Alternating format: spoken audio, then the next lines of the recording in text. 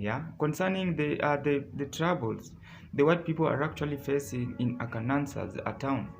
There was a time the white people came out and started building their own town, and that was in an Arkansas. Now it came out that it backfired, that the white people now right now are actually seeking for help from the government by saying that they are actually running broke in their town.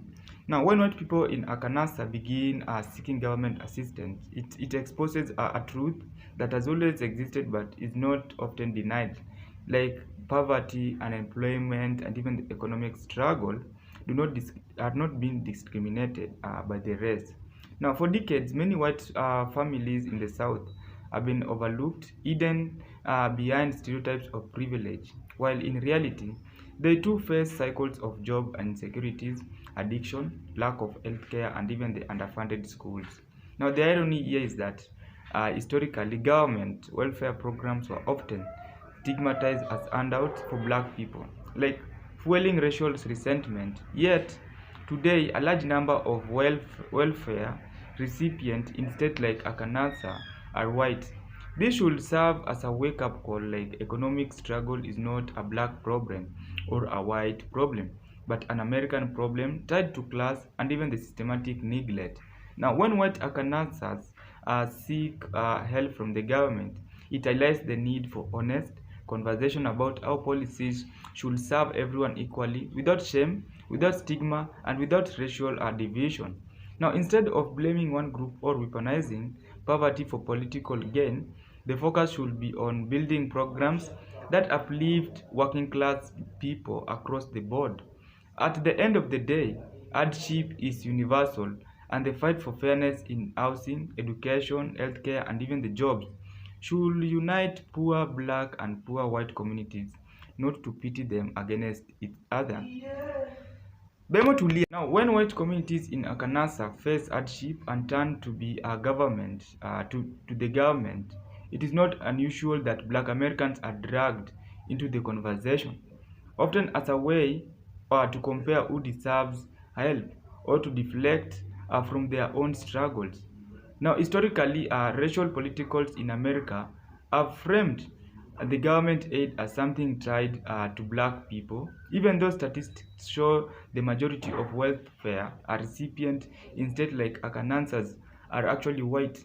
So this tendency to involve black Americans in white economic struggle is both unfair and even the misleading. Like they were equally surprised that they wanted black people to actually react on how they are actually trying to build their own town. But why this happened, it is because of the political narratives. Like for decades, politicians used the welfare queen stereotypes to portray black Americans as as the face of government assistance, even though data contradicted it. Then it's deflection of accountability. Like instead of addressing poor policies, lack of jobs, or failing infrastructures, some shift the blame onto black communities. Like deep-rooted racial competition is also one of them.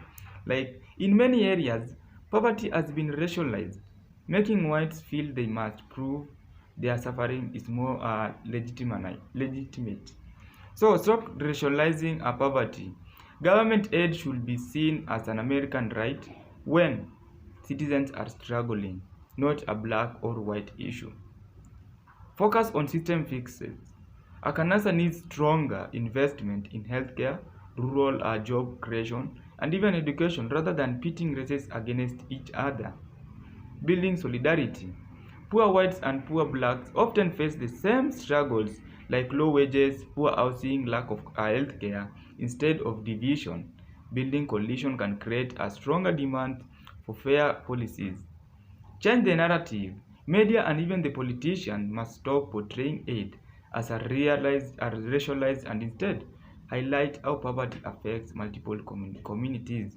Now, when whites Arkansas involve black Americans in their struggles, they unintentionally reinforce all stereotypes. Like the real issue and even the solution is to recognize that both groups are fighting the same battles: economic survival in a system that has failed the working class. Unity, no division, is the way forward for Americans. And this is the end of the video, and I hope that you have understood what these white people are actually fighting for, are actually seeking government assistance, because automatically the racial stereotype is no longer working in the American side. Hence, they seek for government assistance because they are incapable to do it on their own. This is Work Archive. See you in another episode.